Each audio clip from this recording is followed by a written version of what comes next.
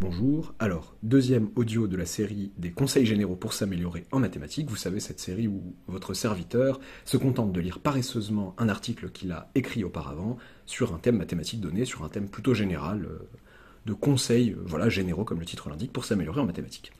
L'article d'aujourd'hui s'intitule Mathématiques, l'intérêt des démonstrations de cours, et vous avez le lien vers l'article original en description de la vidéo.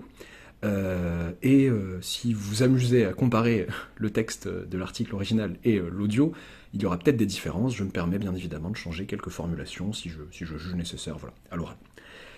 Alors, commençons. Que ce soit au lycée ou dans le supérieur, lorsqu'il se décide à relire son cours de mathématiques, l'élève ne peut que constater la part importante que prennent, ne serait-ce qu'en termes de caractère, les démonstrations de cours. Il sait que certaines sont exigibles et, bon gré mal gré, en retient tant bien que mal les étapes principales, au cas où son professeur de maths sanctionnerait le brouhaha de la classe par une interrogation surprise, ou pour les prépas au cas où ça tomberait en colle. En relisant ces démos de cours avec ennui, l'élève se demandera souvent si son temps ne serait pas mieux employé à le consacrer exclusivement à l'apprentissage des propriétés sans démonstration et à leur application en refaisant les exercices vus en classe. La place que doivent prendre les démonstrations de cours dans la préparation d'un examen, bien entendu, dépend de la formation.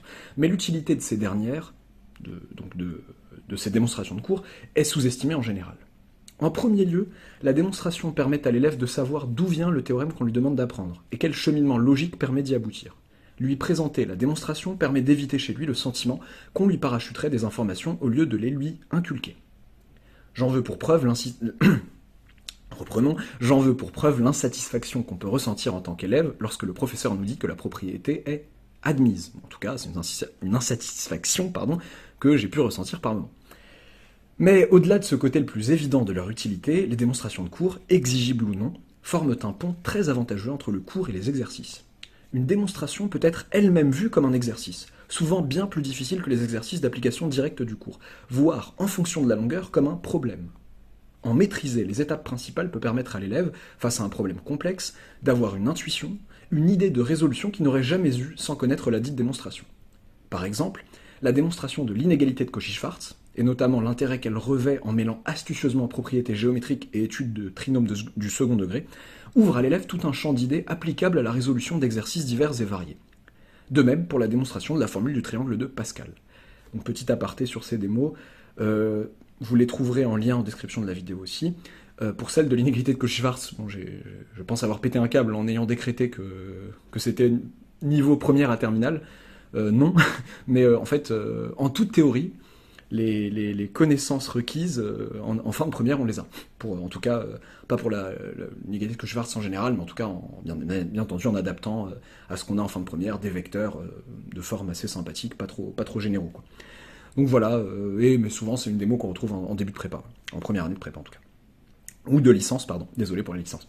Pour la formule du triangle de Pascal, la démonstration, on la voit soit en terminale, soit en première année, voilà, après le bac. Je reprends le texte, en fait, pour arriver à sa conclusion. En conclusion, il est rarement contre-productif de s'attarder sur une démonstration de cours bien rédigée, à condition de faire les bons choix en termes de priorité temporelle. Il ne s'agit évidemment pas de bloquer des heures durant sur l'explication d'un passage un peu flou dans une démo interminable, et ce, au détriment d'autres points de cours, ou au détriment de l'entraînement sur des exercices ou des annales.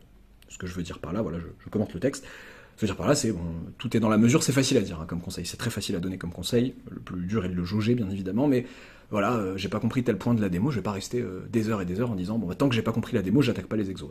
Non, je peux aussi compartimenter, dire, ok, j'ai pas compris ce problème-là, j'y reviendrai, j'essaierai de le comprendre plus tard, mais là, il faut que j'attaque les exercices, j'ai au moins compris le théorème, j'attaque les exercices en appliquant le théorème en question. Voilà.